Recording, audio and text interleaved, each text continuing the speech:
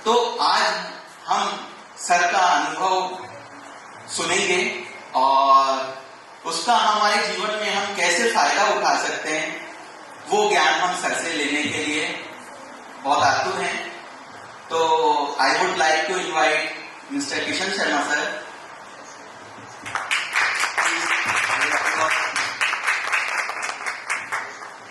मैं सर का अभिनंदन करना चाहूंगा।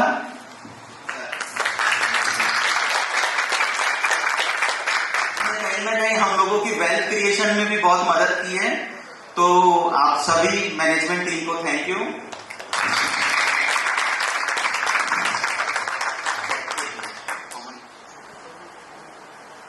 कैसे हम अपने बिहेवियर को मैनेज करें और अपनी वेल्थ को कैसे हम बढ़ा सकते हैं, या जीवन के और भी जो पिलर्स हैं उनमें कैसे हम सक्सेसफुल हो सकते हैं, उसके विषय में सर चर्चा करेंगे। और मैं आप लोगों से एक अनुरोध करूंगा। बहुत बहुत शुक्रिया राजेश जी, बहुत बहुत शुक्रिया ICICI म्यूचुअल फंड जितेंद्र जी जो जोधपुर से आए हैं। आपने मुझे अवसर प्रदान किया है कि ब्यावर नगरी में आके यहाँ के निवेशकों से मुखातिब होकर अपने प्रिय विषय इन्वेस्टमेंट्स के बारे में आपसे बात कर सकूं।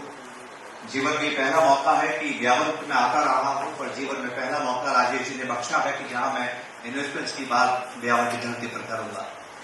अपनी बातचीत शुरू करूं उसके पहले आपसे एक निवेदन करना चाहता हूं कि ये विषय मुझे बहुत प्रिय है। इस विषय पर बात करना मेरा पैशन है। करीब करीब 30 वर्षों से मैं ये काम कर रहा हूं, नया नहीं है। और 30 वर्ष पहले जो मैं बातें किया करता था, हूबहू वही बातें आज भी करता हूं, ज्यादा बदलाव नहीं आया है। लेकिन 30 वर्षों में जो मुझे बात समझ में आई है, वो ये समझ में आई है कि खास बात समझ में नहीं आई। कभी कभी यूं ही मैं अपने जी को बहलाया करता हूं, जिन बातों को खुद नहीं समझा औरों को समझाया करता हूं। मुझे नहीं मालूम कल बाजार कहां जाएगा, मुझे नहीं मालूम कल का जीवन कैसा होगा, मुझे नहीं मालूम कल की अर्थव्यवस्था कैसे होगी, लेकिन इसको नहीं जानते हुए भी मैं आपसे बात करूंगा कि कल क्या होगा। क्योंकि जब आप निवेश करते हैं, इन्वेस्टमेंट करते हैं, तब इन्वेस्टमेंट्स में आप ये नहीं देखते हैं, और ना आपको देखना चाहिए कि आज का भारत कैसा है। आपको ये समझने की कोशिश करनी है कि जो आपने आज इन्वेस्टमेंट किया है, जब कभी भी उस पैसे को वापस निकालेंगे और इस्तेमाल करेंगे, उस वक्त का भारत कैसा होगा। अब ये तो असंभव है ना दोस्तों। भविष्य कौन जानता, हम ईश्वर थोड़ी है। हम नहीं जानते हैं कि कल क्या होगा, लेकिन हमें यही आकलन करना है कि कल क्या होगा, आने वाला समय कैसा होगा। मैंने जो निवेश किया है उसको, क्या मेरे सपने, जो सपने देख के मैं निवेश कर रहा हूं, जो इच्छाएं देख के निवेश कर रहा हूं, जिन अपेक्षाओं के साथ निवेश कर रहा हूं, क्या वो पूरा होगा। ये इस पे एक बड़ा प्रश्न चिन्ह लगा हुआ है। और इसलिए जब आप भविष्य की बातें करते हैं, तो हमारे पास में ऐसा कोई तरीका नहीं है जहां पर कि हम समझ सके कि आने वाला समय कैसा होगा। पर करना तो यही है जो हम नहीं जानते। जब आप हिंदुस्तान के अंदर 1000 म्यूचुअल फंड्स की स्कीमें हैं, 1000 म्यूचुअल फंड में से 5 स्कीमें आप चुनते हैं, कैसे आप तय करते हैं कि यही स्कीम आने वाले समय में सबसे बेहतरीन प्रदर्शन करेगी? नहीं मालूम है हमको। तो जब आपको नहीं मालूम है कि आने वाला समय कैसा होगा, तो हमें किन बातों को ध्यान में रखना है, यही मैं आपके साथ बहुत बारीकी से बात करने क्या है। यहाँ पर सही और गलत होता ही नहीं है। अगर आप इस बहस में चले गए कि ऐसे करना सही है या ऐसे करने सही है, ये करना सही है और ये करना गलत है, तो विषय समझ में नहीं आएगा। इस विषय में तलाश ये नहीं होती है कि सही गलत क्या होता है, इस विषय में तलाश होती है कि उपयुक्त क्या होता है। क्योंकि जब आप निवेश करते हैं तो अर्थव्यवस्था में निवेश करते हैं। अर्थव्यवस्था विज्ञान नहीं है, इकोनॉमिक्स विज्ञान नहीं है, इकोनॉमिक्स व्यवहारिक ज्ञान है। और व्यवहारिक ज्ञान का मतलब ये है कि ये संतुलन है। आपने कभी किसी रस्सी में चलते हुए नट को देखा है? वो रस्सी पर कैसे चलता है? वो रस्सी से कभी भी गिर सकता है। तो अर्थव्यवस्था का संतुलन कभी भी बिगड़ सकता है। तो वो रस्सी से गिरेगा, रोक वॉक करते वो करता क्या है, कभी दाएं झुकता है और कभी बाएं झुकता है। अगर मैं आपसे पूछूं कि किस तरफ झुकना बेहतर है, आप क्या जवाब देंगे? दाएं झुकना जरूरी है कि बाएं झुकना जरूरी है? क्या कहेंगे आप? संतुलन जरूरी है, चाहे उसको दाएं झुकना पड़े चाहे उसको बाएं झुकना पड़े। इसी को अर्थव्यवस्था कहते हैं। अर्थव्यवस्था में एक शब्द है इक्विलिब्रियम, जो बहुत ज्यादा इस्तेमाल होता है। तो मैं एक निवेदन करूंगा मैं आपसे। मैं जानता हूं कि ये निवेदन आप स्वीकार नहीं करेंगे, पर मेरा काम निवेदन करना है, स्वीकार अस्वीकार करना आपका काम है। पहला निवेदन ये है कि हम बात करेंगे। आप तैयार हैं? भाषण देने के लिए नहीं आया हूं, बात करने के लिए आया हूं। दूसरा निवेदन ये है कि ईमानदारी से बात करेंगे। आप तैयार हैं? आपने तुरंत कह तो दिया, लेकिन ईमानदारी बड़ी मुश्किल काम है दोस्तों। वादा करते हैं ईमानदारी से बात करेंगे। चलिए, तो मैं थोड़ा सा परीक्षा ले लेता हूं कि हम कितने ईमानदार हैं। आप यहां पर आए हैं, आपने मुझे क्या दिया है? समय दिया है। इसके लिए मैं आपका आभारी हूं कि राजेश जी के निमंत्रण पर आप यहां पर उपस्थित हुए हैं और हम निवेश की बात करेंगे। ये समय कीमती होता है कि फालतू होता है? बहुत कीमती होता है। बहुत खुशी हुई मुझे जान के कि एक चीज जो जीवन में बहुत कीमती है आपने मुझे प्रदान की है। पैसा भी बहुत कीमती है। हम पैसों की बात करने के लिए यहाँ पर एकत्र हुए हैं, निवेश की बात करने के लिए यहाँ पर एकत्र हुए हैं। पैसा भी कीमती है कि नहीं है? पैसा भी कीमती है, समय भी कीमती है। मैं आपका दर्शन जानना चाहता हूं कि समय और पैसे में अगर मुकाबला हो जाए तो आपके लिए ज्यादा कीमती क्या है? समय। लॉक कर दूं? तो मेरे लिए कितनी प्रसन्नता की बात है, जो चीज पैसे से ज्यादा कीमती है, समय आप मुझे प्रदान कर रहे हैं। प्रमाण क्या है? प्रमाण यह है कि आप यहाँ उपस्थित हैं। अब आपने मेरे से वादा किया है कि ईमानदारी से जवाब देंगे, तो मुझे जवाब दीजिए। जब आपको राजेश जी ने निमंत्रित किया यहाँ पर आने के लिए, अगर राजेश भाई आपसे ये कहते कि कृष्ण इन्वेस्टमेंट्स की बात करने आ रहे हैं, सीट के हिसाब से 1000-2000 का टिकट है, आते कि नहीं आते? तो बताइए ज्यादा कीमती क्या हुआ? तो समय क्यों बोला? आई बात समझना आपको दोस्तों। हमारी समस्या क्या है दोस्तों? हमारी समस्या यह है कि हम बहुत अक्लमंद होते हैं। इंसान अक्ल वाला है, कभी तो यहाँ पहुंचा है। हमें बहुत ज्यादा ज्ञान है, हमें बहुत अक्ल है दोस्तों। उस अक्ल का हम इस्तेमाल करते हैं और आगे बढ़ते हैं। हमारे माता पिता ने हमें कैसे बड़ा किया है, हमारे माता पिता ने हमें कैसे तैयार किया है। जब हम बड़े हो रहे थे, हमारे माता पिता कह रहे थे कि जो जिंदगी है, जो जीवन है, इसमें न्याय नहीं होता है। जीवन कभी फेयर नहीं होता है। किसी के लिए 2 और 2 3 होते हैं, तो किसी के लिए 2 और 2 5 होते हैं। बहुत कम आपको जीवन में मिलेगा कि 2 और 2 4 होते हैं। जीवन में चुनौतियां होती हैं, हर एक को आपको संघर्ष करना पड़ता है। सामने वाला व्यक्ति का विश्वास करे न करे, इसका आकलन करना पड़ता है। हमारे माता पिता हमें समझाते हैं कि दुनिया को समझने की कोशिश करो, दोस्तों को समझने की कोशिश करो, रिश्तेदारों को समझने की कोशिश करो, शत्रु मित्र की पहचान करो। यही तो हमें सिखाया गया है। लेकिन क्या कभी हमारे माता पिता हमें ये कहते हैं कि खुद से बात करने की कोशिश करो, खुद को समझने की कोशिश करो? हमारी अक्ल ने हमें एक बात सिखाई है, ईमानदार होना जरूरी है। आप में से कौन चाहता है कि आपका दोस्त ईमानदार ना हो? आप में से कौन एक बेईमान व्यक्ति से रिश्ता रखना चाहता है? कोई नहीं रखना चाहता है, क्योंकि बेईमान को समाज में सजा मिलती है। अगर पता लग गया है व्यक्ति बेईमान है, उससे कोई संबंध नहीं रखता है दोस्तों, तो हम बेईमानी नहीं करते हैं, क्योंकि हमें मालूम है कि बेईमानी करने से सजा मिलती है। लेकिन हम बेईमानी तो करते हैं। तो आप बताइए जिंदगी भर किससे करते हैं? स्वयं से। हम स्वयं से बात नहीं करते हैं। 2 बातें मैं आपसे करना चाहता हूं, पैसे के बारे में ही है। एक है पैसा कमाना। जब आप काम करते हैं और पैसा कमाते हैं, कुछ भी काम करें, आप व्यापार करें, नौकरी करें, दुकानदारी करें, उद्योग करें, गाड़ी चलाएं, हवाईजहाज चलाएं, जो भी आप काम करते हैं, ये पैसा कमाना है दोस्तों। और दूसरा है पैसा बनाना। जो आप पैसा कमा चुके हैं, इसको निवेश करके उस पर पैसा बनाना। पैसा कमाने और पैसे बनाने के नियमों में फर्क है, और इसको समझने की हम कोशिश करेंगे। और कोशिश क्या है? अगर आप पैसा कमाना चाहते हैं तो दूसरे से ईमानदार बनिए। अगर आप पैसा बनाना चाहते हैं तो दुनिया से आपको मतलब ही नहीं है, खुद से ईमानदार बनिए।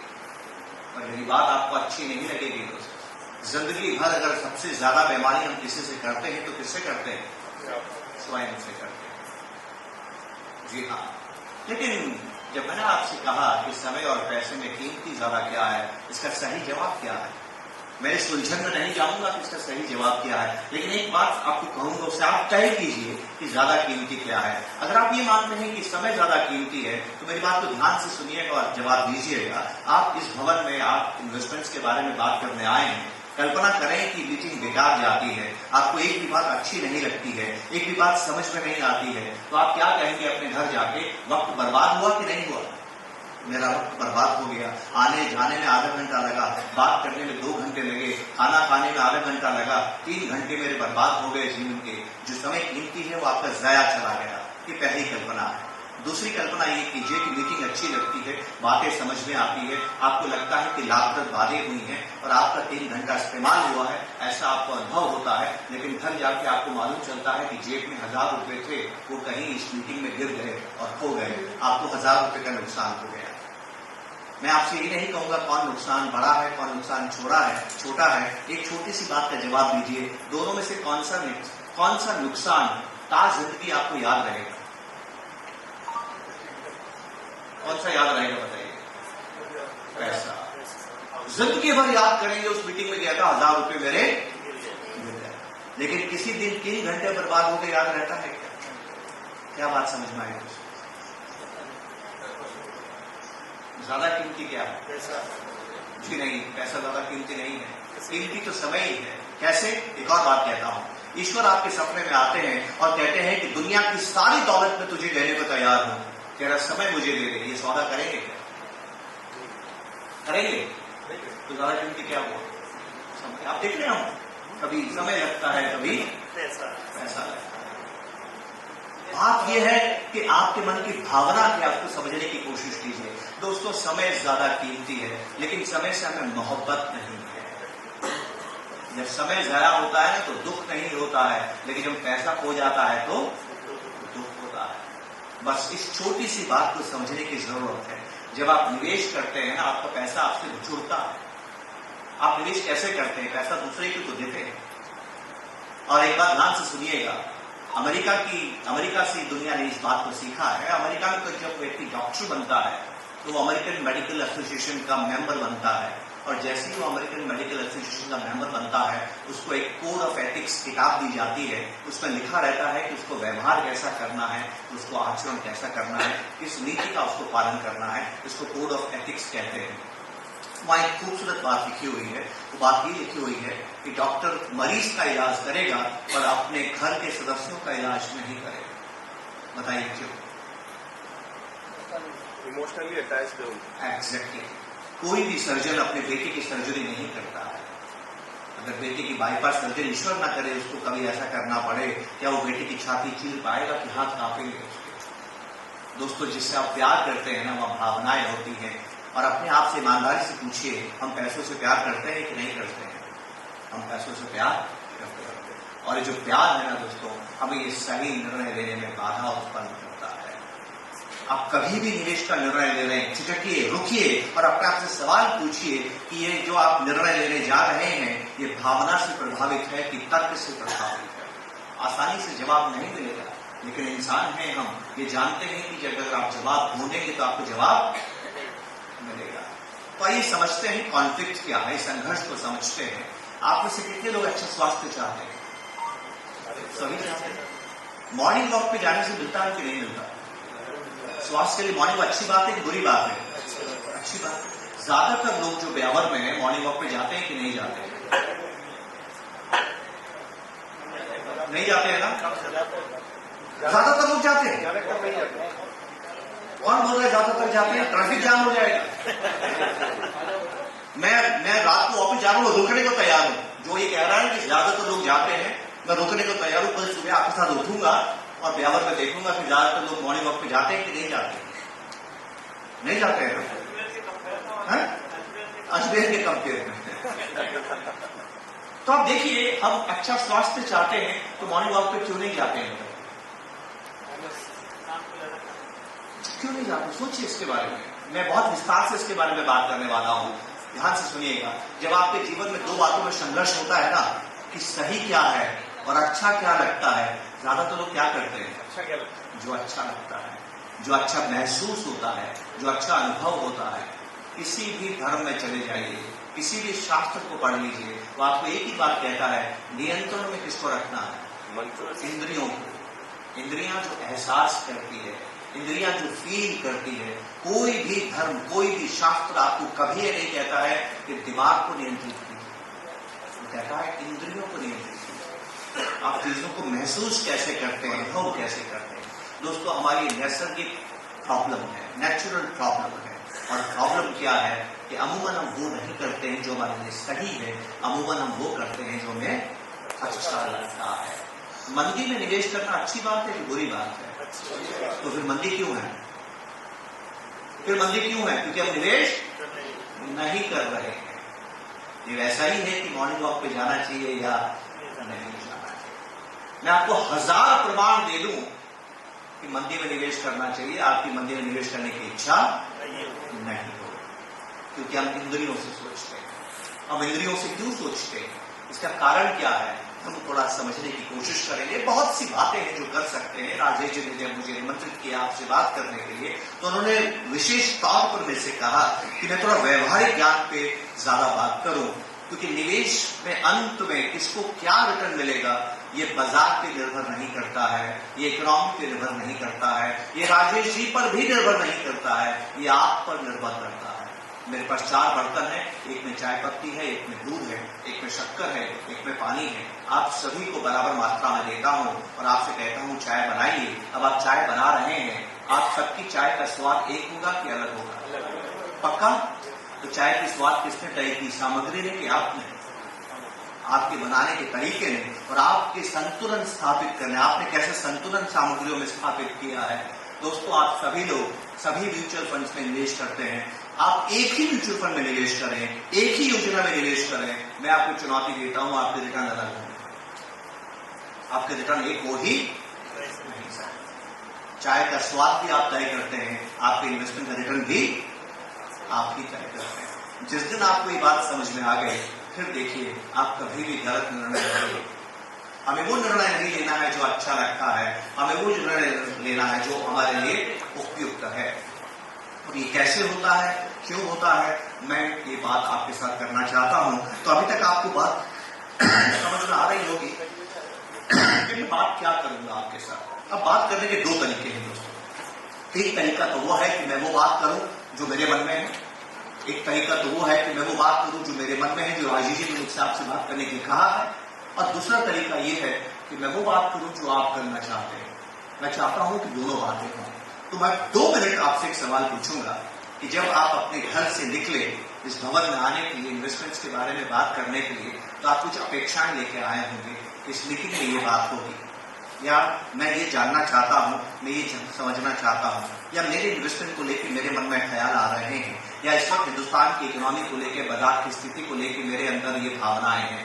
मैं 2 मिनट आपसे निवेदन करूंगा, वो मेरे साथ साझा कीजिए ताकि मैं इस बातचीत में शामिल कर सकूं।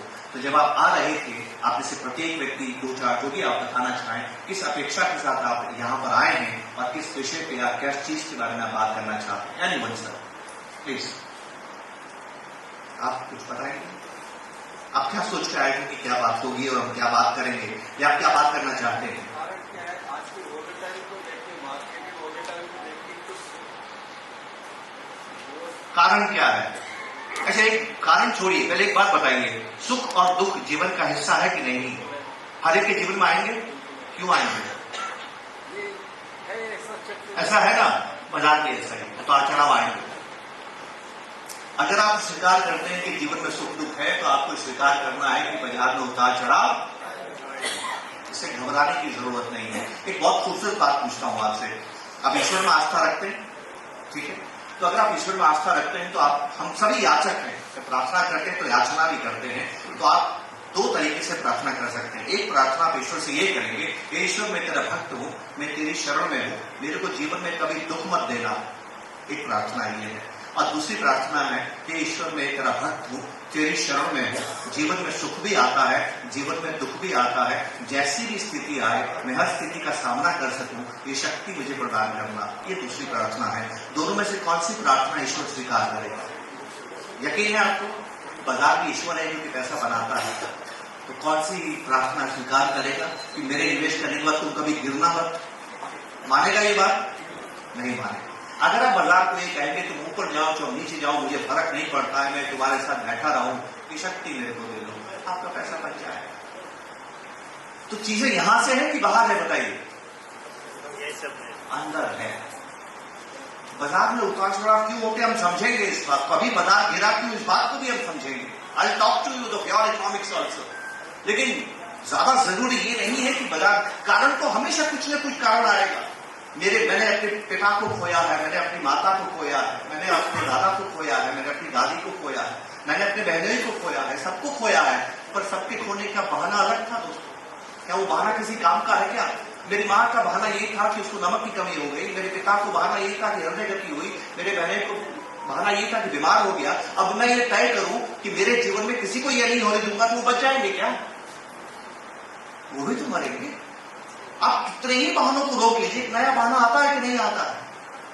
तो जो हमें बात माननी है वो ये माननी है कि कल को बाजार में कोई भी बहाना आपके बाजार कभी भी गिर सकता है। तो एक निवेशक के रूप में आप क्या करते हैं, खूबसूरत बात है, ध्यान से समझने की कोशिश कीजिएगा। मैं बहुत विस्तार से आपके साथ करने वाला हूं। तो एक चीज मुझे समझ में आई कि आप ये जानना चाहते हैं कि जो गिरावट हुई है, ये गिरावट होने के कारण क्या है। एनीवन एल्स आप इस अपेक्षा के साथ आए हैं, प्लीज शेयर विद मी। मजा आएगा बात करने में, क्योंकि आपका समय कीमती है और आप कीमती समय यहाँ पर लेके आए हैं, तो वो उपयोग होना चाहिए, सदुपयोग होना चाहिए। एनीवन एल्स फ्रेंड्स, इस अपेक्षा के साथ आप आए? Yes sir. मैं ये सोच के आया था कि हेलो मार्केट में एक सिनेरियो बना हुआ है। हाँ। And we are very much excited कि अभी इन्वेस्टमेंट करना चाहिए, लेकिन करना चाहिए। सुपर, बहुत अच्छा लगा सुन के। करना चाहिए क्योंकि हमने 26,000 मार्केट में देखा है और अभी 22,000 में ओह, खूबसूरत बात कही आपने। करना चाहिए, लेकिन प्रॉब्लम एक ही है कि मैं 100 रुपए आज इन्वेस्टमेंट करना चाहता हूँ। हाँ। तो सपोज मैंने 20 रुपए कर दिया फॉर हाँ, एग्जाम्पल, हाँ, जो हाँ। मेरे एडिशनल पैसा है मेरे पास। हाँ, हाँ। नॉर्मल जो जा रहा है वो जाहिर SIP के थ्रू। राइट। तो 100 रुपए जो है मेरे पास, उसमें से मैंने 20 रुपए कर चुका हूँ। हाँ। लेकिन वो 80 रुपए जो मुझे करना है, क्या वो अभी करना है या मार्केट नीचे और कितना जाएगा या किस तरीके से करना चाहिए? क्योंकि मन में एक फियर है, क्योंकि लुकिंग टू द जो ट्रम्प के जो टैरिफ वॉर हो रहा है एंड ऑल अदर सिनेरियो, कि कहीं ऐसा तो नहीं है कि मैं आज 80 रुपए या 20 रुपए या 40 रुपए करूं, वही चीज मुझे 1 महीने बाद में और नीचे मिले मुझे। तो मन में कहीं उन चीजों के आंसर्स के लिए मैं आया हूँ। ठीक है, चलिए वो भी हम जानना चाहेंगे कि बाजार कितना गिरेगा, है ना, और बाजार कब तक गिरता रहेगा। बिल्कुल ठीक कहा आपने। इसका जवाब दुनिया में किसी के पास नहीं है। ये बात नहीं, मेरा ये जवाब जानना आया था कि हाँ। मैं 100 रुपए में से 20 रुपए कर चुका हूँ। हाँ, मुझे अभी 80 रुपए और करना चाहिए या वेट करना वेट करना चाहिए। चाहिए? बिल्कुल ठीक है sir, super. Yes sir. Apart from calculation, हाँ।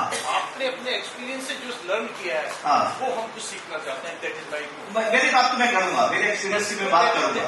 बिल्कुल आई एम कंफर्टेबल। बिल्कुल बिल्कुल, मैं बिल्कुल आपके साथ मेरा एक्सपीरियंस साझा करूंगा आपके साथ में कि निवेश में मैंने क्या उतार चढ़ाव देखे हैं और क्या गलतियां की, गलतियों से मैंने क्या सीखा है।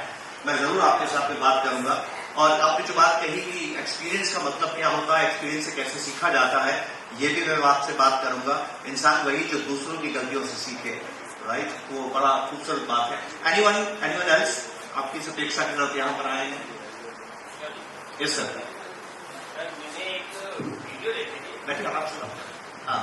उसमें बिहार की थी वो, और कोई ट्रेनिंग देते हैं वहाँ पे, और वो 7 दिन की ऐसे लोगों को ट्रेनिंग देते हैं, और उसके बाद शेयर मार्केट में अगर डाउन होता तो भी वो कमाते हैं, अप होता तो भी कमाते हैं। हाँ।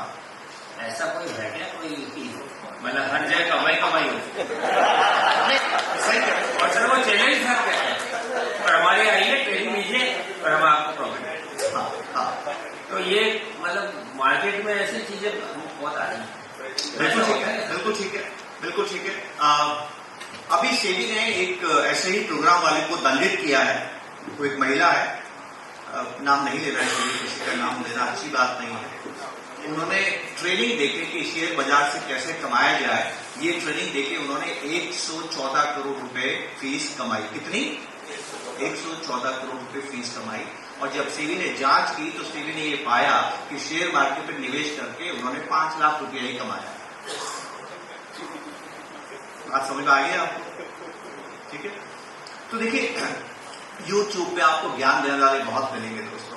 वो ज्ञान दे रहे हैं, इसका मतलब वो उस जो ज्ञान दे रहे हैं उससे पैसा नहीं कमा रहे हैं, वो आपको ज्ञान देके पैसा कमा रहे हैं। इस बात को आप समझ लीजिए। पहले तो आप इस बारीक बात को समझने की कोशिश कीजिए।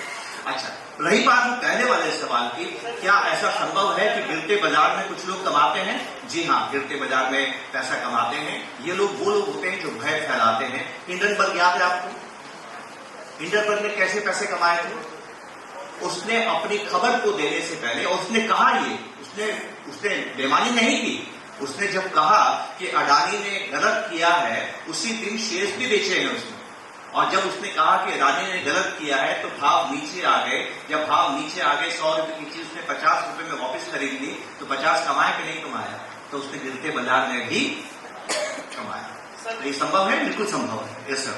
आज जिसने बहुत वेल्थ में इकट्ठा कर रखा है शेयर, मार्केट्स, यदि वो आज सुबह बेचता है हाई रेट में और शाम तक नीचे आता है फिर खरीद ले तो कमा लेगा। बिल्कुल। और लेकिन देखिए इन्वेस्टमेंट हो जाएगा, बिल्कुल कमाता है, पर वही आदमी जब अगले दिन बेचता है तो शाम तक बाजार बढ़ता है तो उतना खो भी देता है। मैंने जिंदगी में बेचना उसका सोचना है, नहीं, ये सब कागजों में उसको मिलता है, है। ये सब कागजों में है, ये सब कागजों में। आंकड़ा दिखाइए मेरे को, ट्रेडिंग करके कमाने वाले लोग कितने हैं, बता सकते हैं आप कितने हैं? 9%। अभी सेबी की रिपोर्ट आई है, 9%। 6 महीने पहले आई है। 91% लोग पैसा खोते हैं, 91% लोग 91% लोग पैसा खोते हैं। और सबसे बड़ी समस्या यही है, 2 शब्द हैं जीवन में, अगर इनको आपने नियंत्रित कर लिया तो अच्छे इन्वेस्टर बन जाएंगे। एक है ज्यादा, एक है जल्दी। जल्दी और ज्यादा दोनों को हम समझने की कोशिश करेंगे, उस मर्म को समझने की कोशिश करेंगे कि निवेश में जो हमें समझने की जरूरत है। बहुत आसानी से हम समझेंगे, लेकिन पहले ये बातें आपके तब समझ में आएगी जब आप खुले मन से बातों को सुनेंगे और खुले मन से बात करेंगे। ये मेरी तीसरी आपसे निवेदन है। मैंने 3 निवेदन आपको किए हैं। पहला निवेदन आपको किया है, हम बात करेंगे, चुपचाप मत बैठिएगा, मेरे से सवाल पूछिए जितना पूछ सकते हैं, और मुझे इजाजत दीजिए, आज्ञा दीजिए कि मैं आपको सवाल पूछ सकूं जितना मैं पूछना चाहता हूं। हम संवाद करेंगे, राइट? विवाद नहीं, संवाद करेंगे। विवाद इसलिए नहीं करेंगे कि यहां सही गलत होता ही नहीं, यहां तलाश है उपयुक्त क्या है। ये पहला निवेदन है। दूसरा निवेदन है, ईमानदारी से बात करेंगे। ये मैं जानता हूं ये संभव नहीं है, पर कोशिश कीजिएगा कि ईमानदारी से बात करें।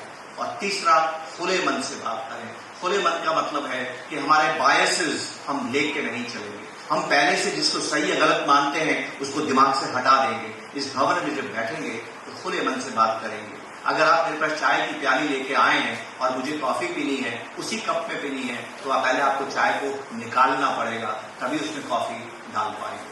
खुले मन का एक उदाहरण देता हूं, आपको बात समझ में आएगी। बचत करना अच्छी आदत है कि बुरी आदत है? पक्का? पक्का? चलिए लॉक कर दिया जाए। अगर अच्छी आदत है तो सबको करनी चाहिए। एक कल्पना कीजिए कि मानव केवल ब्यावर में बसता है, दुनिया में मानव और कहीं है ही नहीं। एक ही जगह है दुनिया में जहां इंसान रहता है और वो है ब्यावर। और ब्यावर का प्रत्येक नागरिक ये मानता है कि बचत करनी चाहिए, यथासंभव ज्यादा से ज्यादा बचत करनी चाहिए। तो ब्यावर का प्रत्येक नागरिक बचत करता है, ज्यादा से ज्यादा बचत करने की कोशिश करता है, क्योंकि आप लोगों का ये मानना है कि बचत करना अच्छी आदत है। बताइए इसका प्रभाव क्या पड़ेगा? कोई आयात निर्यात नहीं कर सकते कि सारे इंसान यही रहेंगे। कंजप्शन कम हो जाएगा, कंजप्शन कम हो जाएगा। फिर क्या होगा? बस महंगी हो जाएगी चीज, सप्लाई डिमांड गड़बड़ हो जाएगा। कंजप्शन कम होने से क्या होगा बताइए? फॉल? किसमें फॉल आएगा? मार्केट में जो डिमांड ही नहीं होगी, डिमांड नहीं होगी। आप सब गरीब हो जाएंगे, आपके सबके धंधे खत्म हो जाएंगे, सबके धंधे खत्म हो जाएंगे। अरे जीवन सीखिए। आपने कहा आप ईश्वर में आस्था रखते हैं कि नहीं रखते हैं? जो कुछ अगर आप ईश्वर में आस्था रखते हैं तो जो कुछ आपके पास है किसने दिया है? ईश्वर ने दिया है। उसी ईश्वर के दर्शन करने जब आप मंदिर जाते हैं तो बताइए आपका आचरण व्यवहार क्या होता है? क्या करते हैं आप? क्या करते हैं आप? बाहर मंदिर की दुकान होती है, दुकान से आप नैवेद्य खरीदते हैं, पहले नैवेद्य ईश्वर को अर्पित करते हैं, फिर प्रसाद की कामना करते हैं। क्या कर रहे हैं? एक्सचेंज। जीवन सौदा है, जीवन सौदा है। सिखिज्म जबरदस्त बात कहते हैं गुरु नानक। गुरु नानक कहते हैं जीवन में आपको 3 काम करने हैं। पहला काम करना है काम करना, काम करोगे तो पैसा कमाओगे। दूसरा काम है जब करना, उसको याद करना, जब भी काम करें उसको याद करें। आप में से कोई मुझे बता सकते हैं तीसरा काम क्या कहा है उन्होंने? Any idea? वापस पैसा डोनेट करना। एग्जैक्टली। वर्ण चखो, जो कमाया है उसको बांट दो, वही जीवन है। ईश्वर ने जो दुनिया बनाई है ना दोस्तों, इसमें संग्रह नहीं है। जो आपके पास है वो पहले किसी के पास था, जो अभी आपके पास है वो बाद में। जितना ये सर्कुलेशन तेज होगा उतना आप ज्यादा पैसा बनाएंगे। पैसा आप तब ज्यादा नहीं बनाते हैं जब आप बचत करते हैं, पैसा आप तब ज्यादा बनाते हैं जब आप खर्च करते हैं। तो मैं एक बात बताऊं आपको, सबसे पहले जो समझिए कि इन्वेस्टमेंट कहते हैं किसको। हमें किसी ने समझाया ही नहीं इन्वेस्टमेंट किसे कहते हैं। आप कोशिश करेंगे इन्वेस्टमेंट किसे कहते हैं? What is investment? What is investment? Future को सुरक्षित करना, वो इंश्योरेंस है। इन्वेस्टमेंट क्या है? Wealth creation. वेल्थ क्रिएशन करना। वेल्थ क्रिएशन क्यों? ईश्वर ने हमें पैसा बनाने के लिए पैदा किया है क्या? नहीं। क्या है? आइए समझते हैं क्या है। आप में किसी ने ये शब्द सुना है पुरुषार्थ? सुना है शब्द? क्या अर्थ होता है? कर्म उसका एक हिस्सा है, अच्छे कर्म एक हिस्सा है इसका। पुरुषार्थ का मतलब होता है this is purpose of human life, ये जीवन का उद्देश्य है। और वो उद्देश्य क्या है? धर्म के अनुसार पालन करना है। धर्म, अर्थ, अर्थ मतलब पैसा कमाना है। धर्म, अर्थ, काम, मोक्ष। हमारा शास्त्र कहता है कि जो अर्थ का अर्जन करता है उसी की कामनाएं पूरी होती हैं, उसी की इच्छाएं पूरी होती हैं। और शास्त्र आगे लिखता है जिस व्यक्ति की इच्छाएं पूरी होती है उसी को मोक्ष प्राप्त होता है। इस मृत्यु लोक में हम इच्छा लेके पैदा होते हैं, यहां ऐसा कोई नहीं है जिसकी इच्छा नहीं है। अगर आपकी इच्छाएं पूरी नहीं हुई ना तो आपको मोक्ष नहीं मिलेगा। और इच्छाएं पैसा खर्चने से पूरी होती है कि बचाने से पूरी होती है? तो what is investment? Investment is managing goals, managing dreams, achieving dreams, managing spending. तो इसी बात में खूबसूरत बात आपसे कहता हूं, बहुत ध्यान से सुनिएगा। शाब्दिक अर्थ, बचत का शाब्दिक अर्थ क्या है? हर शब्द का अर्थ होता है ना, हर शब्द का अर्थ होता है। तो बचत, सेविंग्स, इसका शाब्दिक अर्थ क्या है? डिक्शनरी मीनिंग क्या है? हमें कभी माता पिता नहीं बताते, कभी स्कूल नहीं बताता है। कितनी अजीब सी बात है। मैंने शास्त्र पढ़ा है और शास्त्र क्या कहता है? क्या होता है? सेविंग्स का मतलब होता है डिफर्ड स्पेंडिंग। क्या मतलब होता है? Deferred spending. क्या हुआ? जो आपने पैसा बचाया है ये कल का खर्चा है, खर्च करके जाना है। खर्च नहीं करेंगे वो नाराज हो जाएगा, इतना नाराज हो जाएगा कि मरने के बाद सजा देता है। और जानते हैं क्या सजा देता है? रोजाना आसमान से नीचे देखने को कहता है देख तेरी बचत को दूसरा कैसे खर्च कर रहा है। कैसा लगेगा? महाभारत इसमें पढ़ना बहुत जरूरी है। महाभारत किसके लिए हुई? एक कारण बताइए, एक कारण बताइए महाभारत किसके लिए हुई? जमीन के लिए, जायदाद के लिए हुई, वेल्थ के लिए हुई। प्रमाण क्या है? प्रमाण यह है कि भगवान कृष्ण जाते हैं दुर्योधन के पास में और कहते हैं कि तेरे सारे अपराध माफ करेंगे पांडव, अगर तू एक काम करेगा। वो एक काम किया, 5 गांव दे दे। वो क्षत्रिय थे, राजपूत थे। उस जमाने में राजपूतों का खाना क्या होता था? लगान, जो जमीन से लगान आती है।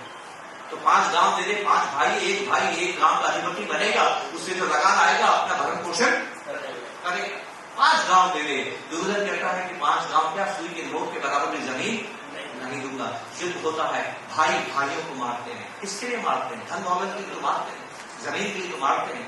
आप जानते हैं महाभारत हम यहाँ खत्म कर देते हैं, जहां युधिष्ठिर जीत जाते हैं और राजा बनते हैं। महाभारत वहां खत्म नहीं होती है दोस्तों। महाभारत वहां खत्म होती है जब युधिष्ठिर वन को गमन करते हैं। आप जानते हैं उसको क्या करते हैं? अपने ही हाथ से जिस जमीन को भाइयों को मार के हासिल किया था वो जमीन किसी और को देखे चले हुए जाते। क्या सीखा आपने इस प्रसंग से? क्या सीखा आपने? कि जो आपने कमाया है खर्च करके अपने हाथ से खर्च करके जाना है, अपने हाथ से। आप जाएंगे, आप नहीं खर्च करेंगे, दूसरा तो लेगा ही उसको, लेकिन दूसरे को देके जाइए, उसको शास्त्र कहता है खर्चा करना। वानप्रस्थ बोलते हैं, वानप्रस्थ पता भी मोक्ष मिलता है। What is investing? Investing is managing spending. चोरी नहीं बचाने, याद रखिएगा इस बात। भगवान ने ऐसी कोई चीज दुनिया में नहीं बनाई जो आप बचा सकते हैं। एक दिन आपके हाथ से वो इंसान वही होता है जो खुद तय करता है मेरे हाथ से ये चीजें कब जाएगी। इसको एसेट एलोकेशन कहते हैं। और जितना रिसर्च दुनिया में वो है कि कामयाब निवेशक कौन है, वो ये कहता है कि कामयाब निवेशक वो है जो ये जानता है कि जो पैसा आज बचाया उसके हाथ से छोड़ेगा कब, छूटेगा कब, उसको याद रखिएगा। तो आप अगर ये बात राजेश जी को बताएंगे, ये जो पैसा मैंने आज बचाया है मैं 6 महीने के बाद खर्च करना चाहता हूं, वो योजना अलग है। मैं साल भर के बाद खर्च करना चाहता हूं, वो योजना अलग है। मैं 3 साल के बाद खर्च करना चाहता हूं, वो योजना अलग है। मैं 10 साल के बाद खर्च करना चाहता हूं, वो योजना अलग है। ये काम सिर्फ इतनी इंफॉर्मेशन आप उनको दे देंगे, आप कभी ना कामयाब नहीं होंगे। और बाजार गिरने पर भी आप चिंता नहीं करेंगे, क्योंकि कागज पे आपने कौन सा पैसा बाजार में डाला है जो आपको 10 साल तक नहीं चाहिए। कितना आसान है, इसको समझाना ही तो है। ऑल इज वेल, समझाना ही तो है कि ये जो आपको मैंने बात कही ना दोस्तों, इसको ऐसे कम्युनिकेशन कहते हैं। जैसे जैसे हम आगे बढ़ेंगे हम इस बात को समझते चले जाएंगे। लेकिन इंटरेस्टिंग बात लॉस्ट में वहीं आता हूं, खुले दिमाग समझ में आ गया आपको? कोई चीज अच्छी या बुरी नहीं है, सेविंग करना जरूरी है, तो सेविंग करना अच्छा है या बुरा है वो इस बात पर निर्भर करता है कि आप सेविंग्स को इस्तेमाल कैसे करते हैं। 2 वॉकिंग याद है आपको? कभी दाएं झुकना है, कभी बाएं झुकना है। कभी जीवन में आपको बचत बढ़ानी है, कभी आपके जीवन में खर्च करना है। जो बचत है वो एक दिन खर्च होगा। मेरी पत्नी 20 साल से नौकरी कर रही है, सरकारी टीचर है, उनका हम कभी रिटर्न नहीं देखते। मैं आगे बात करूंगा आपसे, आपको कैसे ध्यान रखना है, लेकिन एक खास बात मैं आपको बताना चाहता हूं वो क्या है। तो हर बार हम धनतेरस को देखते हैं कि पोर्टफोलियो का बैलेंस क्या है। 2022 की धनतेरस को हमने उसका पोर्टफोलियो का बैलेंस देखा।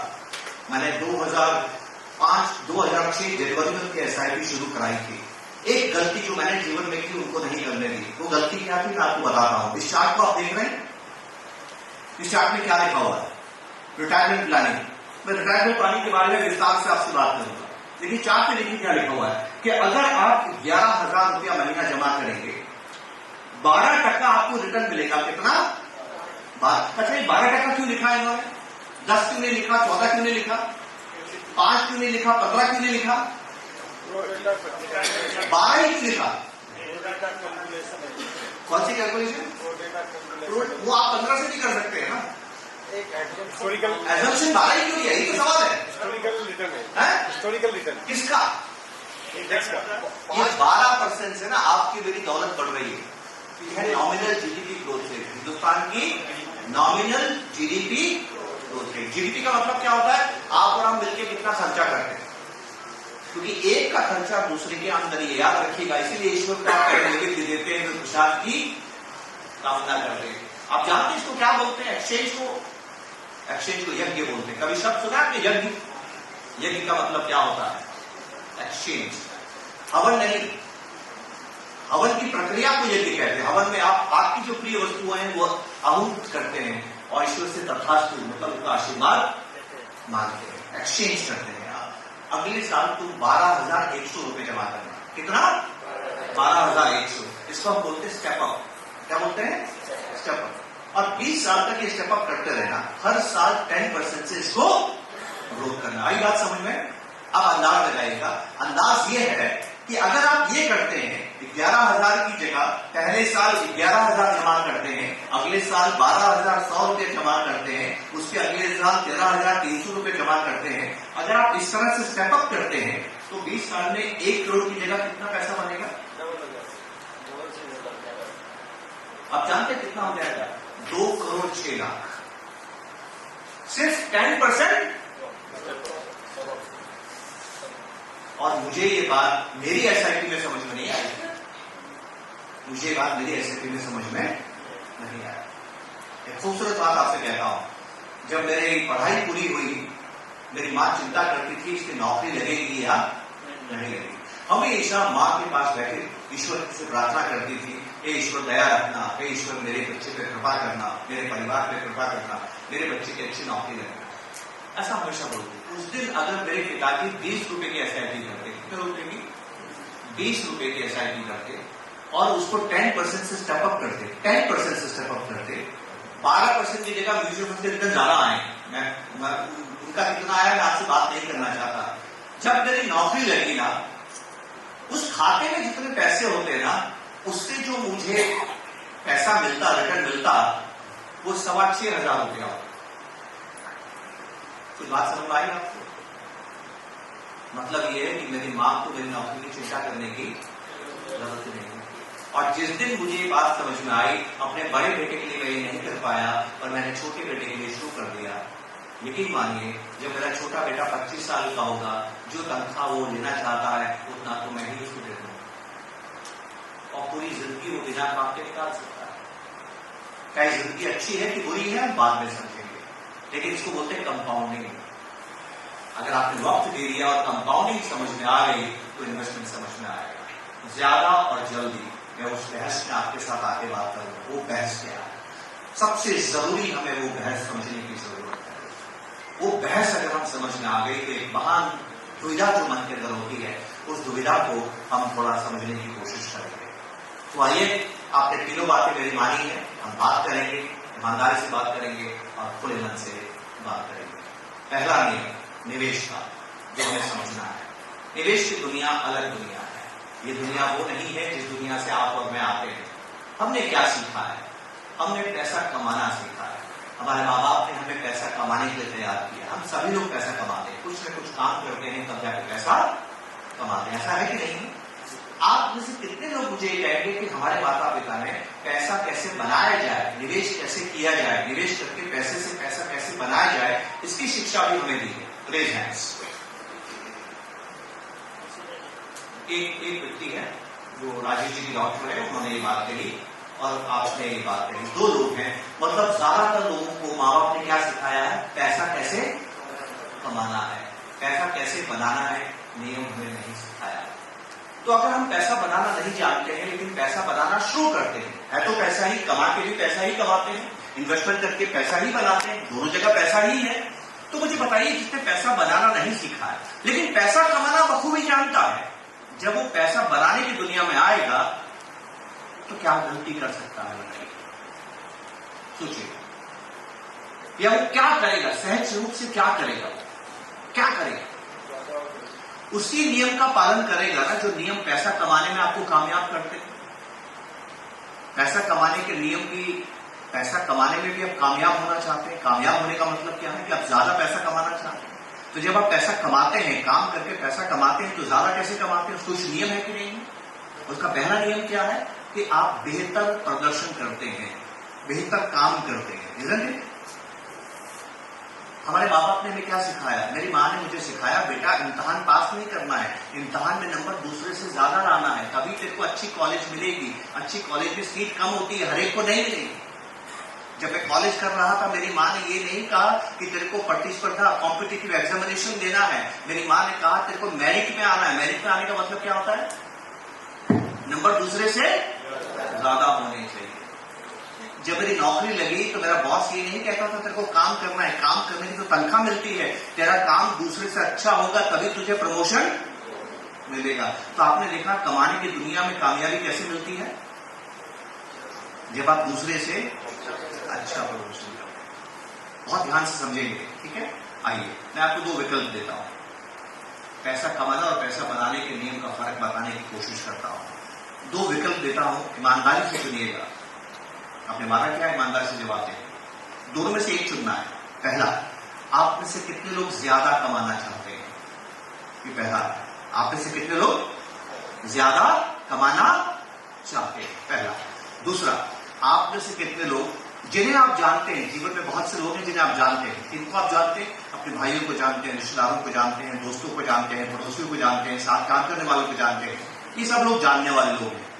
तो पहला विकल्प है आप में से कितने लोग ज्यादा कमाना चाहते हैं, और दूसरा विकल्प है आप में से कितने लोग जिन्हें आप जानते हैं उनसे ज्यादा कमाना चाहते हैं। ईमानदारी से जवाब दीजिए।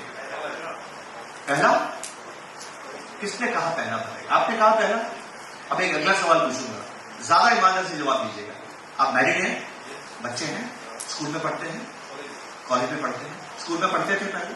अगर आपका बच्चा आपको आके ये बोले कि मैं फर्स्ट आया हूं, खुशी होगी कि नहीं होगी? तो दोनों बातें कैसे हो सकती है एक साथ? ये आपको बात समझ में आ गई? इमोशंस को कंट्रोल करने वाली बात। इसको हम साइकोमेट्री बोलते हैं। नियम सब जगह एक ही रहता है। अब मेरी बात ध्यान से सुनिए और आपको बात समझ में आएगी। हम लोग जानवर हैं कि देव हैं? ना हम जानवर हैं ना हम देव हैं। हम जानवर क्यों नहीं हैं? क्योंकि हम जानवरों से बेहतर सोचते हैं। हम देव क्यों नहीं है? क्योंकि हम दूसरों के लिए नहीं जीते हैं, खुद के लिए जीते हैं या खुद के परिवार के लिए जीते हैं। राइट? तो ध्यान से समझिएगा। हम जंगल में रहते थे, खेती करते हुए हमें केवल 7000 साल हुए हैं। होमोसेपियंस हमारे जो रंगरूप है, इसको हम होमोसेपियंस कहते हैं। दुनिया में होमोसेपियंस को आए हुए 3 लाख साल हो गए। 3 लाख साल हो गए। ठीक है? इन 3 लाख सालों में क्या हुआ आप जानते हैं? जंगल में मृत्यु कभी भी आ सकती है, कभी भी आप मर सकते हैं। एक हिरण जब सुबह उठता है तो अपने आप से वादा करता है कि मुझे शेर से तेज भागना है, नहीं तो मेरे जिंदगी का आखिरी दिन होगा। उसी वक्त शेर क्या सोचता है? मुझे हिरण से तेज भागना है, नहीं तो मैं भूखे मर जाऊंगा। कौन जिंदा रहेगा? जो दूसरे से तेज दौड़ता है। तो 3 लाख साल तक हमने क्या सीखा? जिंदा रहना है तो दूसरे से तेज दौड़ना। क्या ये गलत है? यही तरीका है कि आप जिंदा रहेंगे। अब आपकी बात पे लौट के आता हूं। आप एक फैक्ट्री में काम कर रहे हैं, लाख रुपए की तनख्वाह है, आपको सेठ जी बुलाते हैं और सेठ जी कहते हैं कि आपकी तनख्वाह लाख रुपए से बढ़ा के 1,10,000 कर दी, कैसा लगेगा? अच्छा लगेगा। आप घर में मिठाई लेके आते हैं, सब लोग भोग चढ़ा के मिठाई खा रहे हैं, इतने में भी दरवाजा नॉक करता है, आप दरवाजा खोलते हैं, देखते हैं कि आपके साथ जो काम करता है आपका सहपा, आपका कलीग वो खड़ा है, उसके हाथ में मिठाई का डब्बा है। आप पूछते हैं भैया मिठाई कैसे लेके आया? कहता है सेठ जी ने बुलाया था और सेठ जी ने कहा है कि तुम्हारी तनख्वाह 1 लाख रुपए से बढ़ के 1,25,000 की जाती है। सुनकर कैसा लगेगा? आई बात समझ में दोस्तों, जब जीवन का सवाल आता है हम जानवर हैं। हमने 3 लाख साल में क्या सीखा है? अगर मेरे पास संसाधन दूसरे से ज्यादा होंगे तो समस्या उस पर पहले आएगी, मेरे पे। हम कभी भी ज्यादा नहीं कमाना चाहते हैं, हम हमेशा दूसरे से ज्यादा कमाना चाहते हैं। ये गलत नहीं है, यही दुनिया है, यही जिंदगी है, यही आपको करना है। इसी से आप जिंदा रहेंगे, इसी से आप कामयाब बनेंगे। नथिंग रॉन्ग इन इट, कुछ भी गलत नहीं है इसमें। आपको ये करना ही पड़ेगा, तभी तो आप सर्वाइव करेंगे दोस्तों। इसको सर्वाइवल इंस्टिंक्ट कहते हैं, उसमें गलत नहीं है। लेकिन ध्यान से सुनिएगा, आप किससे ज्यादा कमाना चाहते हैं? जिन्हें आप जानते हैं। क्यों? क्योंकि आपका मुकाबला उन्हीं से है। आप और वो एक ही जंगल में रहते हैं, आपको दूसरे जंगल की परवाह नहीं है। आप में से कोई परेशान नहीं होता कि अंबानी कितना कमा रहे हैं। वो आपका बेंचमार्क नहीं है। आपका बेंचमार्क कौन होता है? जो आपके सराउंडिंग, जो आपके जंगल में। दूसरे जंगल से आपको कोई मतलब नहीं। अंबानी होकर कमाता होगा, मुझे क्या करना है? नहीं। तो ध्यान से समझिएगा, पैसा कमाने का नियम क्या है? पैसा कमाने का नियम है कि आपको वीर बनना है, आपको दूसरे को हराना है, दूसरे से अच्छा काम करना है। आप मरीज का अच्छा इलाज करेंगे, मरीज ज्यादा आएंगे। आप केस अच्छा लड़ेंगे, क्राइम ज्यादा आएंगे। आप दुकानदार सेवा अच्छा करेंगे, आपको ग्राहक ज्यादा मिलेगा, आपके नंबर ज्यादा आएंगे, आपको कॉलेज अच्छी मिलेगी। आप क्रिकेट अच्छा खेलेंगे, इंडियन टीम में जाएंगे। अगर आपको कामयाब होना है, दूसरे से अच्छा ही करना है। ये नियम है दोस्तों, इस नियम को हमें सिखाया गया है। ये नियम गलत नहीं है, इसी नियम से आप सर्वाइव करते हैं। तो फिर गलत क्या है? गलत यह है कि इन्वेस्टमेंट पैसा कमाना नहीं है, पैसा बनाना है। पैसा बनाने में आप अपने डेस्टिनेशन पर जाते हैं, आपको अपने मुकाम पर पहुंचना है, आपको अपने सपने पूरे करने हैं, आपको अपनी इच्छाएं पूरी करनी है। आपको यहां किसी को हराना नहीं है, यहां आपको खुद को जीतना है। दोनों में फर्क समझ रहे हैं आप? पैसा कमाना है तो वीर बनिए जो दूसरों से अच्छा करता है, पैसा बनाना है तो महावीर बनिए जो खुद को बेहतर करता है। आप गेटिंग माय पॉइंट? अगर आपने इन्वेस्टमेंट में नियम लगाया कि मेरा रिटर्न उसके रिटर्न से कम कैसे, आपका पैसा नहीं बनेगा, बनेगा ही नहीं। ये कुछ ऐसा है सड़क पे कार चलाने जैसा। इस मिट्टी के खत्म होने के बाद अपनी बाइक पे बैठ के, अपनी कार पे बैठ के आप घर जाएंगे। आपके लिए महत्वपूर्ण घर पहुंचना है कि सड़क पे सबसे आगे रहना है? बताइए। जिस व्यक्ति ने ये काम इन्वेस्टमेंट्स में कर दिया उसको कभी समस्या नहीं होगी। वापिस लौट के अपनी पत्नी का उदाहरण मैं आपको देता हूं। गवर्नमेंट टीचर है, 17 साल की एसआईपी के बाद में 18वें साल की धनतेरस 2022 में जब मैंने उनका खाता देखा तो मैंने क्या देखा कि उसके ऊपर अगर 10% का उनको रिटर्न मिलेगा तो वो 10% का रिटर्न उनका उस साल की पूरी तनख्वाह से ज्यादा होगा। मतलब passive income will be more than. अब वो काम ना करे तब भी जो उनको काम करके पैसा मिलता है उतना पैसा अकाउंट से अपने आप मिलेगा। अब मैं एक फाइनल चीज पे आता हूं, इन्वेस्टमेंट का गोल क्या है? क्या आपको इन्वेस्टमेंट में करना है? ध्यान से समझिएगा। इसको बोलते हैं सुखी रहने का प्रयास। हम सभी जिंदगी में क्या चाहते हैं?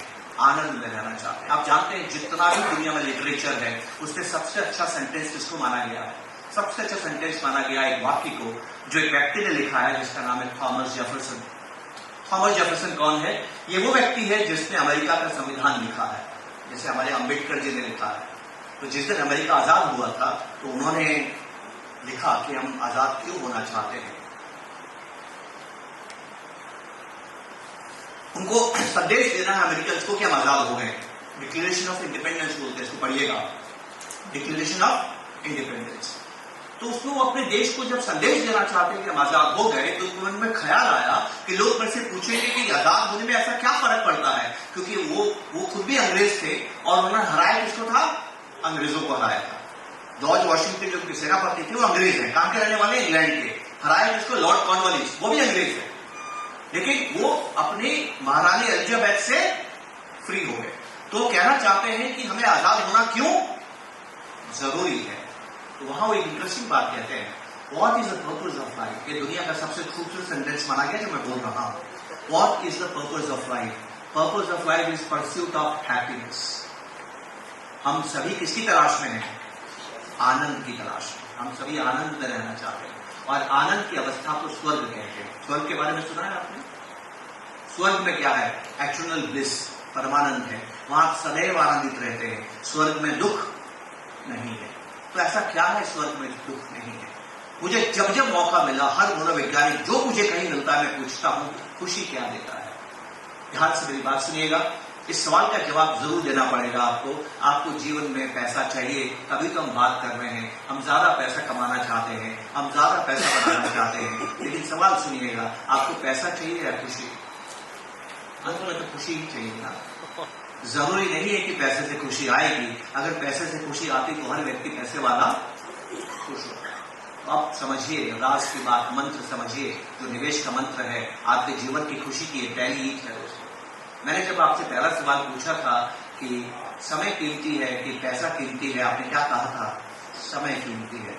अगर आप काम करते रहेंगे, पैसे के लिए काम करेंगे, पैसे के जो काम करते हैं ना उसको इंद्र बोलते हैं। इंद्र हमेशा चिंता करता है कि मेरे हाथ से स्वर्ग का आधिपत्य न चले जाए। वो हमेशा चिंता करता है कि मैं श्रीहीन ना हो जाऊं। श्री मतलब लक्ष्मी। तो इंद्र का सबसे बड़ा डर क्या है? कि वो श्रीहीन नहीं हो जाए। एक बार हो गए थे, दुर्वासा नाराज हो गए थे, तो श्रीहीन हो गए, तभी लक्ष्मी को वापस मंथन करके निकाला गया। ठीक है, मैं उस कहानी में नहीं जाऊंगा, बहुत लंबी हो जाएगी, लेकिन ध्यान से समझिएगा। इंद्र को डर है कि वो श्रीहीन नहीं हो जाए। वो लक्ष्मी के पीछे भागता है, पर लक्ष्मी नारायण के पीछे भागती है।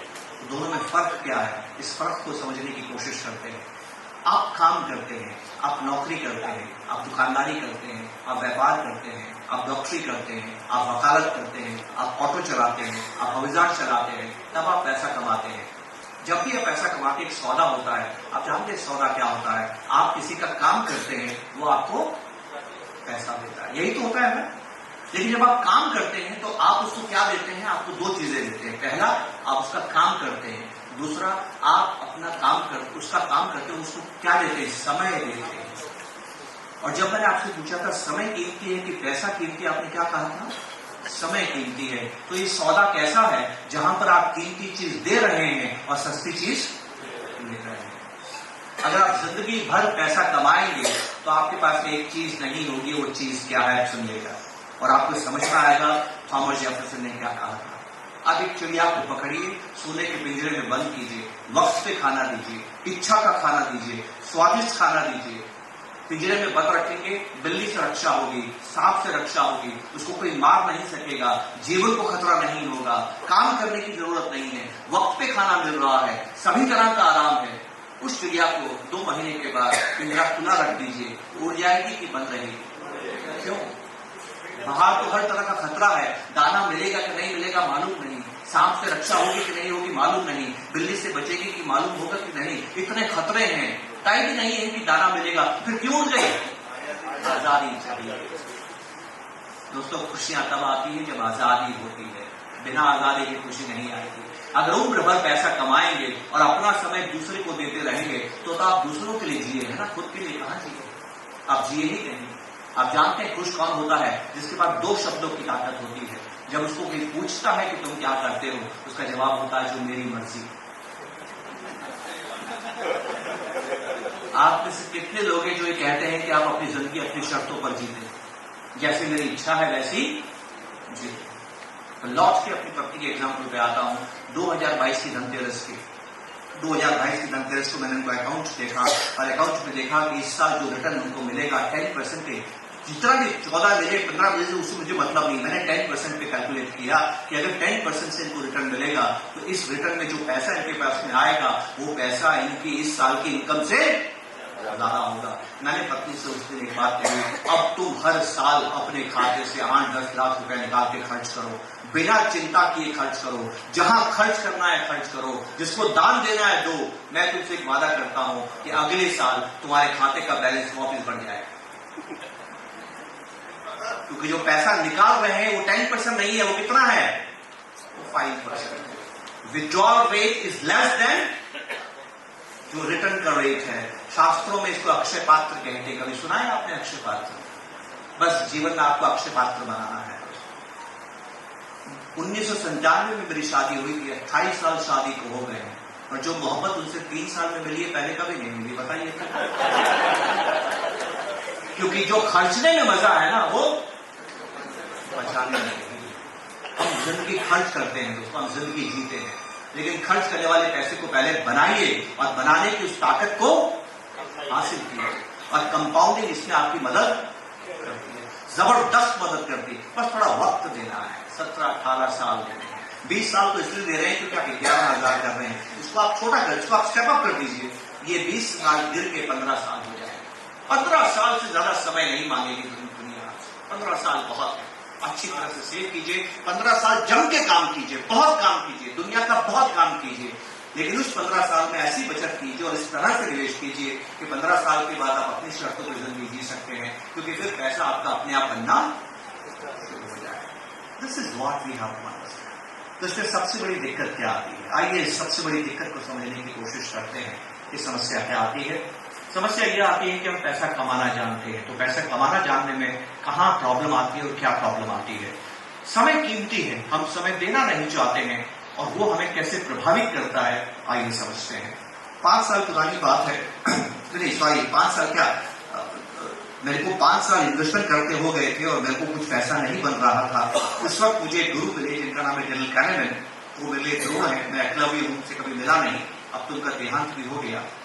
उनके पहले इकोनॉमिक्स विषय ये कहता था, मैंने इकोनॉमिक्स ही पढ़ी है केवल, इकोनॉमिक्स ये कहता था कि इंसान समझदार होता है और इंसान वो करता है जिससे उसका फायदा है। अंग्रेजी में इसको बोलते थे humans are rational creatures. Humans are rational creatures, humans are intelligent creatures, they do what is good for them. Economics ऐसा मानती है। डेनियल कैनेमैन ने पहली बार इस इकोनॉमिक्स की इस व्याख्या को चुनौती दी, और उन्होंने कहा कि इंसान वो नहीं करता है जो उसके लिए अच्छा है या जो उसको फायदा देता है, इंसान वो करता है जिसको अच्छा लगता है। तो मैं इसको एक्सपेरिमेंट करना चाहता था। मैंने अपने बच्चे को बुलाया, उस वक्त उसकी 5 साल की उम्र थी। 5 साल की उम्र में आप दुनियादारी नहीं समझते हैं, आपका दिमाग भ्रष्ट नहीं होता है, आप चालाकी नहीं समझते हैं, तो ऐसे भोले भाला बच्चा रहता है। 5 साल के बच्चे को मैंने बुलाया और 5 साल के बच्चे को मैंने पूछा कि बेटा चॉकलेट कैसी लगती है? वो क्या कहेगा? अच्छी लगती है। तो आप भी बच्चों को अच्छी तरह से देखते और समझते हैं। तो बोलता है पापा चॉकलेट अच्छी लगती है। मैं अगला सवाल पूछता हूँ, बेटा मेरे पास 2 पैकेट है, एक में कम चॉकलेट है, एक में ज्यादा चॉकलेट है, तो कौन सा पैकेट लेना चाहेगा? तो हंसता है, मुस्कुराता है, कहता है पापा कैसी बात करते हो, आपसे मैंने कहा ना मुझे चॉकलेट अच्छी लगती है, मोर द मेरियर, ज्यादा मिलेगी तो मेरे को ज्यादा खुशी होगी। तो उसका स्टेटमेंट क्या है कि मैं ज्यादा चॉकलेट लेना चाहता हूं। उसी वक्त मैं उसको ऑफर देता हूं, और ऑफर क्या देता हूं कि जो कम चॉकलेट वाला पैकेट है ये तेरे को मैं अभी दे सकता हूं, लेकिन ज्यादा चॉकलेट वाला पैकेट तेरे को कल मिलेगा। अब बताइए वो कौन सा पैकेट लेगा? क्योंकि आप सभी अभी भी 5 साल के। आई कुछ बात समझ में? हम सभी को ज्यादा चाहिए, और ज्यादा और जल्दी में झगड़ा हो गया तो क्या चाहिए? बस ये आपका दुश्मन है। आप सब लोग जल्दी पैसे वाला पैसा बनाना चाहते हैं, जल्दी पैसा मत बनाइए। अगर आप सड़क पे सबसे आगे रहने की कोशिश करेंगे, जल्दी घर पहुंचने की कोशिश करेंगे, तो संभावना घर पहुंचने की है कि नहीं पहुंचने की? नहीं पहुंचने। 30 साल से 20 साल से मैं बात कर रहा हूं, लेकिन 2% ज्यादा लोगों की बात समझ में नहीं आती है, क्योंकि लक्ष्मी हर घर नहीं जाती है। जल्दबाजी का ये जगह नहीं है। निवेश में जल्दबाजी मत कीजिए, वक्त देना ही पड़ेगा। 15 साल का वनवास काटना ही पड़ेगा, और पैसा बनाना है, क्योंकि बड़ा पैसा बनाना है, बहुत बड़ा पैसा बनाना है। बड़ा नहीं, बहुत बड़ा पैसा बनाना है। जब तक बहुत बड़ा पैसा नहीं बनेगा, भुक्त कैसे होगी? अब कैसे आपकी हर इच्छा पूरी होगी? आपकी हर इच्छा तभी पूरी होगी जब आप बहुत बड़ा पैसा, और बहुत बड़ा पैसा बिना वक्त के बनता ही नहीं। और क्यों नहीं बनता, इसमें बाधा क्या आती है, कैसे बाधाएं आती है, जनरल कैनेमन से मैंने सीखा है। दोनों बातें मैं आपको बताऊंगा जो उन्होंने मुझे सिखाई है और बड़ी इंटरेस्टिंग है, और इसमें नोबेल प्राइज मिला। एक बात तो तुमको नोबेल प्राइज मिला है, 2002 का नोबेल प्राइज। और क्या बात उन्होंने कही थी, बहुत ही खूबसूरत है, लेकिन मैं उन्होंने जो कही उस बात को नहीं कहूंगा, वो थोड़ी अमेरिकन कॉन्टेक्स्ट में है, इंडियन कॉन्टेक्स्ट में बात करूंगा और आसानी से हमें बात समझ में आएगी जो आपको ध्यान रखने की जरूरत है। आप देखिए कि जब आप इन्वेस्टमेंट करते हैं तो आपको क्या ध्यान रखना है, ये बात हम समझेंगे। सेबी की एक रिपोर्ट आई थी, बहुत इंटरेस्टिंग रिपोर्ट है। अभी कितने महीने हो गए, शायद 6 महीने से ज्यादा नहीं हुए, 6 महीने पहले की बात है। एक हाउसिंग कंपनी है, उसका आईपीओ आया, और आईपीओ करते हैं आप, करते हैं, ठीक है। तो हाउसिंग कंपनी का आईपीओ आया और उस आईपीओ में 90 लाख लोगों ने पैसा लगाया। कितने? 90 लाख लोगों ने। 3 या 4 दिन आईपीओ खुला रहता है। उन 3 दिनों में हिंदुस्तान के 90 लाख लोगों ने 3.25 लाख करोड़ रुपए जमा किए। किसे बोलते हैं 3.25 लाख करोड़ रुपए? उसकी मैं बात कर रहा हूं आपसे। तो उसी दौरान सेबी की एक रिपोर्ट आई। अब सेबी की रिपोर्ट क्या कहती है, उसके पहले मैं आपसे कहता हूं कि आपका मन क्या कहता है। अब इन 90 लाख लोगों में से कुछ हजार लोगों का आईपीओ अलॉट हुआ, सबको नहीं हुआ। आप में से भी बहुत लोग जिनको नहीं मिला होगा, ठीक है ना। 90 लाख लोगों में से मान लीजिए 90,000 लोगों को अलॉटमेंट मिला। मुझे नहीं मालूम कितनों को अलॉटमेंट मिला, मान लीजिए 90,000 को अलॉटमेंट मिला। ईश्वर ने इन 90,000 लोगों को संदेश क्या दिया, वो कौन से लोग हैं, वो कैसे लोग हैं, उनका क्या कहेंगे, कैसे लोग हैं वो? लकी, किस्मत वाले लोग हैं। तो भगवान आपको कह रहे हैं कि आप किस्मत वाले हैं कि आपको 90 लाख लोग में 1% है जिनको की अलॉटमेंट मिला है। अब सेबी क्या कहता है? सेबी ये कहता है कि 90,000 लोगों में से 76% लोगों ने लिस्ट होने के 1 सप्ताह में इसको। ईश्वर ने आपसे कहा कि तुम किस्मत वाले हो, आपने ईश्वर को वापस क्या कहा? तुम्हारी किस्मत तुम्हारे पास। अब अगर वो 70 रुपए की चीज 140 की होगी तो क्या हुआ, जिंदगी बदल जाएगी क्या? आपकी जिंदगी तब तक नहीं बदलती है दोस्तों जब तक आप 10 के 10,000 नहीं बनाते। आपने कभी विजिट इंडिया का नाम सुना है? दिसंबर की बात है, एनएससी का इवेंट था अहमदाबाद में, वो भी स्पीकर थी, मैं भी स्पीकर था। मुझे उनके साथ चंद मिनट निकालने का मौका मिला। एक स्पीकर एनएससी के बोल रहे थे, आधे घंटे तक वो बोल रहे थे, उनके बाद उनका नंबर था, उनके बाद मेरा नंबर था, हम लोग बैठे थे। मुझे मौका मिल गया उनसे बात करने का। मैंने उनसे पूछा कि जितने भी इन्वेस्टमेंट आपने जीवन में किए हैं, सर्वाधिक आपने पैसा किसमें बनाया है? तो उन्होंने एक शेयर का नाम दिया, किसमें पैसा बनाया है। शेयर का नाम मैं यहाँ नहीं लूंगा, इजाजत नहीं है मुझे इस बात की। मैंने उनसे पूछा कि आपने इसमें कितना पैसा बनाया है? उन्होंने बोला कि ये शेयर मैंने 69 रुपए का खरीदा था, 69 रुपए का खरीदा था, और मेरे खरीदते ही 1:1 बोनस आ गया था। इसका मतलब वो घर में मेरे 34.5 रुपए का भाव पड़ा, और इस शेयर को मैंने 2003 में खरीदा और 2024 में बेचा। मेरे मिलने के 6 महीने पहले ही उन्होंने उसको बेचा, ठीक है। क्या इसी महीने हम दिसंबर में मिले थे, अगस्त सितंबर में शायद बेचा। अब जानते हैं कितना गुना पैसा बनाया उन्होंने? ये आपको बाद में बताऊंगा। ये बताने से पहले आपको एक सवाल पूछूंगा ताकि आपको समझ में आए कि एज एन इन्वेस्टर हम कैसे सोचते हैं, हम कैसे करते हैं। मान लीजिए आपके पास 1 लाख रुपया है और 1 लाख रुपया आप बाजार में जमा करते हैं, आप 2 शेयर खरीदते हैं, एक्स और वाई। एक्स में 50,000 रुपए का आपने इन्वेस्टमेंट कर दिया, वाई में 50,000 रुपए का आपने इन्वेस्टमेंट कर दिया और इन्वेस्टमेंट करके छोड़ दिया। अचानक से 3 महीने बाद आपको पैसों की जरूरत पड़ती है, और जब आपको पैसों की जरूरत पड़ती है तो आपको पैसा चाहिए। पैसा कहां से आएगा? और कहीं पैसा है नहीं, और आप क्या करते हैं कि इच्छा रखते हैं कि चलो मैं शेयर्स को बेच देता हूं, ठीक है। जब आप शेयर्स को बेचने जाते हैं तो आप भाव देखेंगे, एक्स का भाव क्या है और वाई का भाव क्या है। और आप देखते हैं कि एक्स में जो आपने 50,000 रुपए जमा किया है उसमें घोर निराशा आपको होती है, जबरदस्त घाटा आपको हो रहा है, उसके भाव आधे हो गए हैं और आपका 50,000 रुपया कम होके 25,000 रह गया। कितना रह गया? 25,000।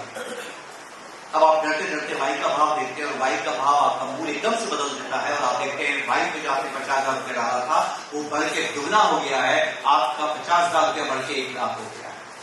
अब आपने टोटल एक्स एंड वाई पे मिला के 1 लाख रुपए जमा किया था, दोनों को मिला के आपके पास 1.25 लाख रुपया है, आप 25% प्रॉफिट पे बैठ रहे हैं।